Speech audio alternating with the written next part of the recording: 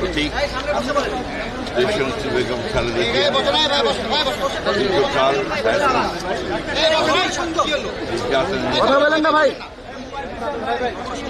কারাবন্দী থাকার পরে দেশ ফেসলা মুক্তি দেওয়ার পরে বিদেশে যুক্তরাজ্যে চিকিৎসার জন্য গিয়েছিলেন। সেখানে প্রায় 4 মাস চিকিৎসা শেষে তিনি আজকে দেশে ফিরে এসেছেন। এটা আমাদের জন্য করে জাতির জন্য আজকে আনন্দের দিন। এবং আমরা আজকে গণতন্ত্রের উত্তরণের যে সময়টুকু, এই সময়ে তার আমাদের দেশের জন্য, জনগণের জন্য একটা অত্যন্ত উল্লেখযোগ্য দিক।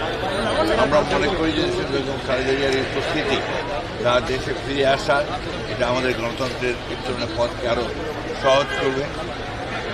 দেশকে সঠিক বৈষম্যহীন একটা পরিস্থিতির দিকে নিয়ে যেতে সহযোগী করবে।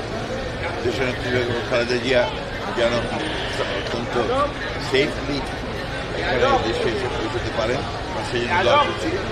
দেশবাসীর কাছে এই দোয়া চাইছি যে দেশবাসী সুস্বাস্থ্যের জন্য দোয়া করেন এবং দেশবাসী যেন গণতন্ত্র ফিরে যেতে পারে, তার জন্য পথ সহজেই আমরা অর্জন করতে। Immigration to Canada.